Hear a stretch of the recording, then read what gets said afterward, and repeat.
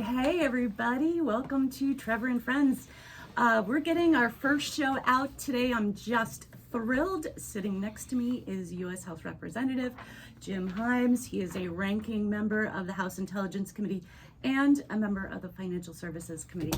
And friend of Trevor. Oh yes, hello. Anyway, thank you so much for joining us because we have so much to discuss. I'm just jumping out of my skin because our alma mater stood up to the Trump administration this weekend. It was pretty impressive. Talk to me about it. Yeah, no, what a relief. We've watched all these elite institutions. The big law firms, right? Paul Weiss, the great name, Skadden Arps, just cave. By the way, I'm working on a letter to the heads of these law firms just saying, hey, we're going to have a Democratic president someday, and I just want to make sure I understand what your internal rules are about the next president deciding that you're going to give $400 million in pro bono work for that president. Like that. But Harvard stood up, right? Yeah, and they did. And no, good for them.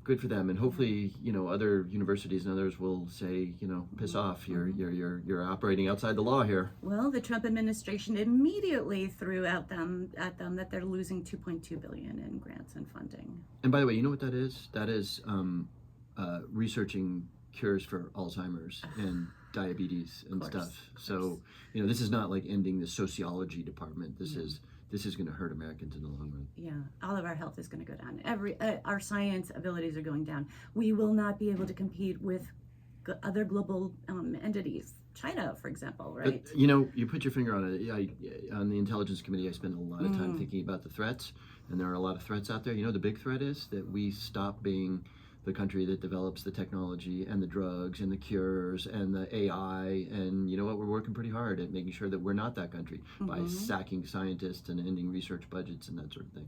Yeah, we're just looking at us literally blowing up American exceptionalism, correct? We are with these tariffs, we're really just driving our own economy into the ground. We're going to really hurt small businesses, correct?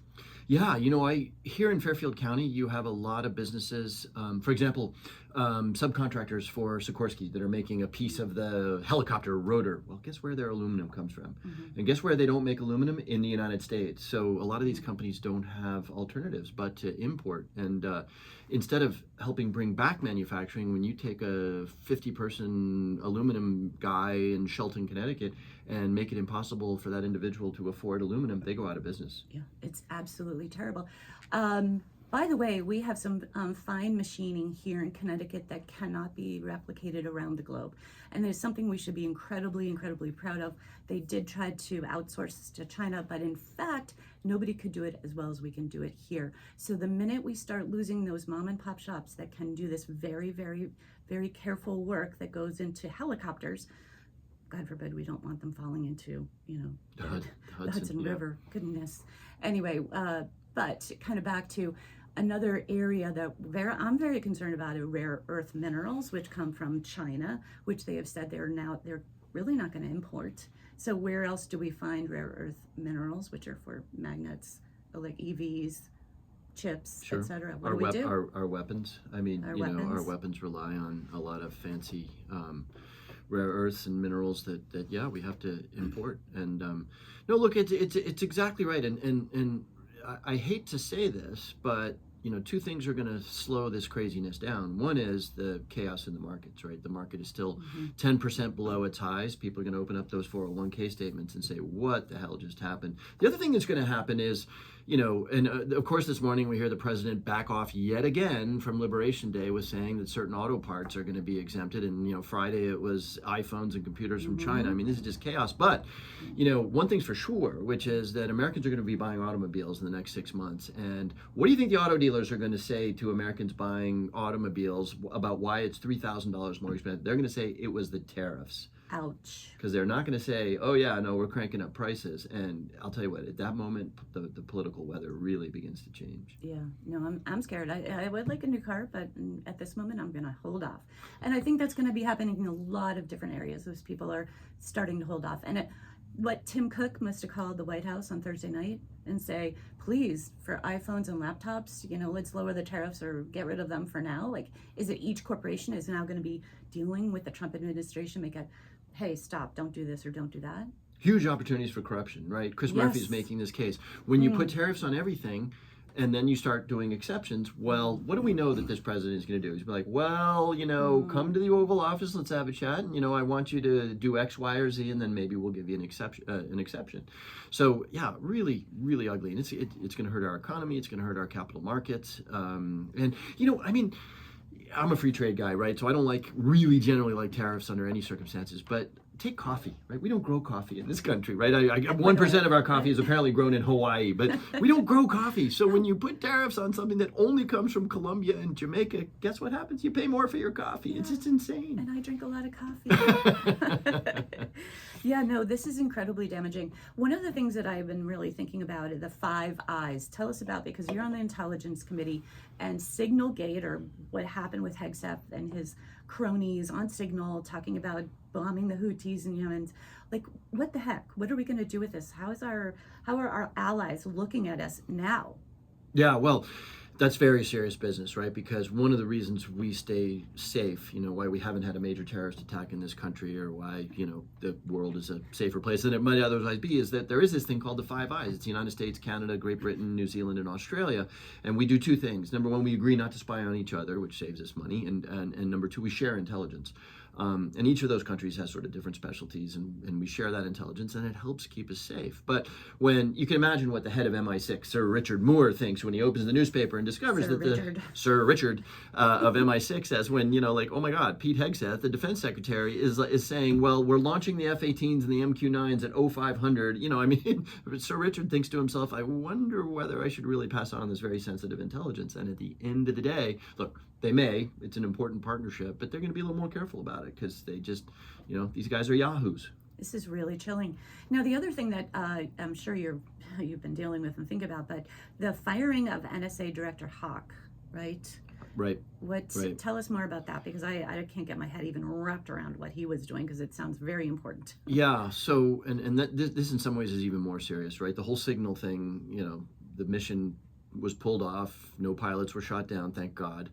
But the NSA, the National Security Agency, is probably our most powerful security agency. They do our signals intelligence. That means that they go around the world, not for Americans, but they collect just about whatever texts or emails or phone calls they want. Now, it's interesting because when you collect Pakistani's emails, which we might do, there's often Americans on the other side of those emails. So the NSA, not only is it technologically extremely powerful, but it is legally pretty fiddly, because they can't, store U.S. persons' data. Anyway, you have this 4-star general, General Tim Hawk, who was just terrific at his job. He knew the ins and outs, and because Laura Loomer decided that he was a Mark Milley guy, remember Mark Milley, the chairman of the Joint Chief of Staff, son of a gun, they fire this guy. And think of the message that sends to the leaders of these incredibly sensitive and powerful agencies. It's a little bit like the message that is being sent to law schools and university. Fall in line. Mm-hmm. Remember that your loyalty is to President Trump, not to the Constitution, or else. Mm-hmm. Well, the word Constitution just makes my hair go on fire right now, because we do have an administration who just yesterday said that the Supreme Court was wrong, that Kilmer Abrego is in a jail in El Salvador, and he should be, because he's a gang member, and they are not agreeing with the Supreme Court saying that they should effectuate, I believe, I can't remember what the word was, his return to the United States of America. So talk to us about a constitutional crisis, because what happens now if the executive refuses to follow through on the Supreme Court? Yeah, order? I mean, let's set the table here right. All presidents, once in a blue moon, will be struck down by the Supreme Court. Joe Biden wanted to do full student loan forgiveness, and the Supreme Court said no. Yep. So this happens. Mm-hmm. It doesn't happen at this rate. I mean, there's 200 plus cases against the president, some of which are just so obvious as to be silly. 14th Amendment, birthright citizenship. I'm not a lawyer, but I can read the words that say if you're born in this country, you're a citizen, and say, yeah, it's probably not constitutional. And by the way, Melania became a citizen after Barron was born. Ooh, so that would fact. be a little good problem. fact. But so I mean, in my eyes, the definition of a constitutional crisis is when the president says, "I don't care what the courts say." We have not seen this in the country since. Here's a little fun historical fact: 1834. President Andrew Jackson famously says when the court rules against him, "Well, Mr. Marshall, the Supreme Court Chief Justice at the time, has made his decision. Now let him enforce it." It was 1834, right? And we're a very different country than we were. And so, I mean, what happens here? What I hope happens is that the courts stand up the way Harvard did, the way you opened up this segment here, and just say, look, if you ignore us, we're going to start finding everybody involved in this stuff, the pilot who flies people to, El Salvador, everybody in civil contempt. And if you're in civil contempt, we're going to attach your assets. We're going to, what do they call it, garnish your wages and send a message that you cannot violate a court order. But, who knows? They're going to keep pushing right up until they, hit something hard. Yeah, because the military does swear an oath to the Constitution. Correct. Well, all of us do. I mean, all of us who are in federal service. It's kind of one of those things where you really want the people who are, making decisions and carrying guns and that sort of thing, being loyal to the Constitution and the law. Yeah, this is a little scary. It gets overwhelming to me. Okay, I'm just going to roll back to this crazy week of stock market volatility. The bond market got hit. We're talking about insider trading. I mean, there's all sorts of stuff happening. So how are your feelings and thoughts on that?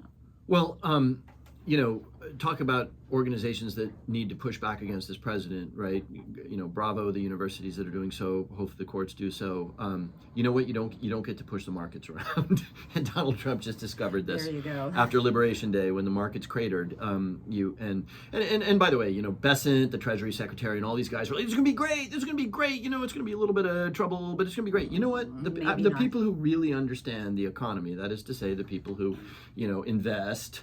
Are saying, no, it's not going to be great. And, that's why the market is off 10% from its highs, and we're seeing this incredible volatility. But you said something really important, too. It's not just the devastation that's being done to Americans' retirements account. There's all sorts of questions about, there are a bunch of members of Congress, Marjorie Taylor Greene, chief amongst them, who did a whole bunch of trading around 285,000 around the market, popping up and down and stuff. And so, it just opens up these opportunities for corruption. And anyway. It's horrifying. No, I did my very, very first job out of Wellesley College as I was on the bond trading desk at Nomura Securities. And when the bond market, the U.S. bond market starts to go down, there's real worries, globally. And I think that's one of the things that got Trump actually a little afraid, is because it's usually called a flight to quality. And just remember, people, most of our U.S. government bonds are owned around the globe, and many of them are held by China, probably the majority. And anyone who's ever worked in finance like the two of us have know that the underlying thing of all finance is the idea that United States treasuries are risk-free. A banker or a trader will tell you that, risk-free. And what's happening is the world, Chinese own about $1 trillion of our treasuries, the Japanese own a lot, Europe owns a lot. They're looking at us and saying, wait a minute, maybe this is not risk-free anymore. And what happens then? Exactly what you saw in the markets. The bond markets crash. The dollar, people flee the dollar. Again, the damage, and to your average middle-class family that's worried about buying chicken, that may not be a thing. But higher U.S. bond prices means higher mortgage rates, higher student loan rates. I mean, it's going to be devastating. It hurts everybody and everything. Yeah, and for towns to borrow, right? For the government to borrow, all of our interest rates go up. It's incredibly damaging across the. And by the way, we're going to have, in this loopy world, at some point in the next 4 or 5 months, we're going to come up against my least favorite moment in Washington, which is the debt ceiling. Because again, the theory is that if you buy a United States Treasury bond, it's risk-free. Well, there's going to be all kinds of people saying, well, maybe we don't. They've said it before, right? Well, maybe we don't pay off these bonds. Maybe we, that does huge damage to our economy. Yeah, no, it's really scary. Some of these people who are talking about tariffs, and of course, they haven't been stepped properly, or if there is even a proper way to impose tariffs. But the idea being, or there is a thought process out there with economists, that we decouple the dollar, U.S. dollar, from being like the number one traded currency, right? And over time, that makes our exports less expensive, and there's sort of hopefully positive for our economy. But I'm not seeing that. I feel like we're shooting our own economy in the foot for ideology, maybe. We don't really know what this is going to do or how it will land. It's not even ideology, right? I mean, what you're seeing from Donald Trump right now is absolute anathema to what the Republican Party has always been. You know how I know that? Well, I know that, but I also know that because crack the editorial page of the Wall Street Journal right now. Talk about hair on fire. They're going out of their minds because this is state control of an economy, through tariffs, completely at odds with what the Republican Party has always been. And it won't end well. For American consumers, sadly. And American consumers are right now a little bit insulated unless you've been checking your 401k. But again, we talked about coffee, we talked about automobiles, everything. It's so fast. We're Democrats, right? And I think we're both honest about the fact that one of the reasons we lost this election was that we didn't acknowledge the incredible pain that was caused by inflation to your average American family. And now, so this president wins by saying, I'm getting prices down. He's doing everything he can to get prices back up. Yeah, look at eggs. They were $4 at the election. Now they're 6 or 12 or something. I don't know. Right? Yeah. Anyway, it's really ironic. And of course, if you listen to the White House or whatever it is, like shipping off an innocent man to El Salvador or whatever it is, well, this is what the American people voted for. No, they didn't. The American people, and look, let's own it. We lost. The American people the American people voted for lower prices. They didn't vote for all this madness or screaming at Zelensky in the Oval Office or deporting innocent people. Embarrassing. That is not what the American people. They voted for cheaper chicken, and they're not going to get it. There was just so much in there in the culture wars, et cetera, that the Republicans really used against us. And I have to say, we have to sit back and listen. And this is what part of the show is about, is trying to listen to be heard and to speak, to be understood, and realize that we missed a lot of stuff as Democrats, right? Things that people needed, didn't feel like our government was really working for them. So now we're seeing a government that was working sort of okay, but we're between Doge and this waste, fraud, et cetera, which they've now cut so much, right? We are in a bad place. Our economy is getting killed. I'm not seeing that the government's doing anything better for our people. And in fact, Social Security, it's going to be harder to get your checks, harder to get yourself registered because they're closing offices. When I look at Doge and Elon Musk, what a terrible lost opportunity, right? The federal government can always use reform.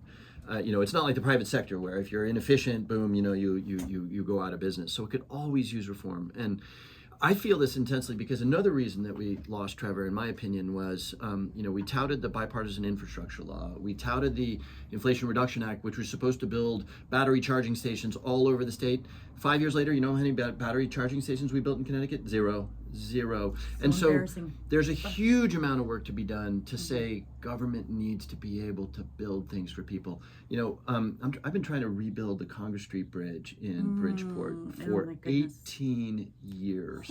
Oh my gosh. And so people look at that and they say, government can't do anything for me. And now, of course, as you point out, instead of making it more efficient, Musk is firing everybody. And so, when grandma reaches, I guess I shouldn't say grandma, it's going to be us, our generation. When we're Social Security age, you're going to call them up and say, can I sign up for Social Security? There's not going to be anybody on the other end of the line there. I know, but these federal cuts are really, really rough. And so they're hitting us right here at home.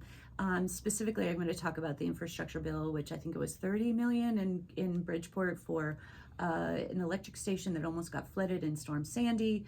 And then right here in Greenwich, Nathaniel Weatherall, which is our town loves our home for the elderly, but it is mostly supported by Medicaid. Yeah, that's right. So there's a bunch of things going on there. There's been some devastating grants removed. I think you're referring, yes, there was the power station, but all through the part of Bridgeport, which is south of 95, floods, in floods. And we had a $50 million grant to make it safe, to rebuild housing, more affordable housing. And we think that grant is going to get pulled, which is going to be terrible for the city of Bridgeport. Nathaniel Witherell, which is such an institution here in Greenwich, you're exactly right. I think well more than half of their revenue comes from Medicaid. At a time, I was there yesterday, at a time when the Republicans in the House are saying we're going to cut $880 billion over 10 years, so about $88 billion a year from Medicaid. That could end up closing, if it goes through that way, closing Nathaniel Witherell. That hits us right here at home, and I have friends and family members who have been there, and they've done a beautiful job and a very respectful. Yeah, yeah. No, and Medicaid, it's a little scary when you get into it. Our community health centers, and they're all over Fairfield County, rely on Medicaid. And then a lot of times people think, oh, Medicaid is just, health insurance for lower income people. No, I mean, a lot of retirees, when they blow through their assets, and they need to stay in an assisted living facility, Absolutely. Medicaid picks it up. Yeah. And if it's not there, you're going to see senior citizens getting kicked out of assisted living facilities, that kind of thing. Our safety net people, this is what's getting blown out, and we have to really start thinking about how do we get this message out. What do people do, Jim, to tell the government they are not happy with what they're seeing? Well, the one, again, we're acknowledging that we're in the minority in the House of Representatives, in the Senate, and in the White House. We are not there. And so the people who really matter, particularly for Medicaid, are my Republican colleagues. And within 10 miles of where we're sitting right now, I have Republican colleagues. Mike Lawler, who represents sort of the Hudson Valley over there beyond Westchester County. Nicole Maliotakis, my colleague from Staten Island. Staten Island has a lot more people on Medicaid than Fairfield County does. And so, their constituents need to be talking to them. Why? Because, what do they have, a 3-seat majority? If Nicole and Mike and 2 others say, we're not doing this, it's not happening. And so that's where, by all means, call me up, call up Blumenthal, call up Murphy. We're okay. But, we could really move the needle by making sure that our Republican colleagues understand what they might be doing to their communities. Yeah, and back to your point is when it really starts hitting you, when you go to buy that new car, or your grandparent or parent, in our case, Not us, though. Definitely not us. No Social Security anytime soon. And it's hitting it here right at home, and we're, we do have a big hurricane. God forbid, Bridgeport is going to get really hurt. In fact, we have issues right here with our sewer system in Greenwich, where it does get overwhelmed by heavy storms. So we just don't have the money to pay for some of this infrastructure, and we've got to make our voices heard, because what are our tax dollars going to, other than Elon Musk and another $5.6 billion in Starlink? Well, the funny thing is, too, it's not funny, but the ironic thing is that firing people, payroll is a tiny part of the overall federal budget. And I mean, you saw this. It sounds like I'm taking a swipe, but you can't make this stuff up. They fired the people that maintain and look after our nuclear weapons, right? That is not a good idea. And that's emblematic of what they're doing. They're firing FDA inspectors. You were talking about sewage. One of the reasons that we don't have cholera in this country is because there's federal employees who test our water. You don't save much money, put it that way. The federal government spends its money on defense. That's, a quarter of the budget, on Medicare and on Social Security. We spend a tiny amount of money on the people that keep us safe. Oh, and by the way, we spend less than 1% of the overall federal budget on foreign aid, which is now gone. Oh, this is a big deal, because USAID. We don't have Ebola coming on and there's another, I'm not going to get the name, it starts with an M, a disease that, God forbid, is even worse than Ebola, because we have people that stops it on site. Right? Is this MRSA, like MRSA, inside our hospitals? Like No, I mean, geez, we didn't, this pandemic, which originated in Wuhan, China, we lost 1.2 million people, fatalities here in this country. And there is infrastructure which tries to identify this and gets working. As we so, I was going to say successfully, but I guess when you lose 1.2 million people, you can't say successfully, but developed a vaccine really, really quickly. Those people are gone. That's amazing. All right, we've got to wrap up with Representative Jim Himes. One last thing. So one of the things I've been wondering, just again, back to relationships, but what are your Republican counterparts like in public versus private? Is there any thoughts you have for that? Yeah. So, as you might imagine, we were talking about this earlier, right? A lot of what is happening is absolute anathema to the traditional positions of the Republican Party. And there are a lot of traditional Republicans inside the House of Representatives. I've got a bunch of them that are friends. They're very careful in criticizing the president, because they know that the president will end them, if politically speaking, if they are, quoted. They are very, very concerned. And what's going to happen with Medicaid and inflation is that you're going to have guys in the Republican Party who are vulnerable, guys and gals, and they're going to say, okay, there's a chance that Trump ends me if I vote against him politically. He'll primary me. Or if I cut Medicaid and my constituents are brutalized, I'm done. And so that's going to be a very ugly anvil for them to be beaten on. But that's going to start happening. Rock and hard place. Rock and a hard place, exactly. Well, Jim, thank you so much for being with us on our first show. You have to come back and visit us again. Thanks, and best of luck. What a cool idea. Thank you very much.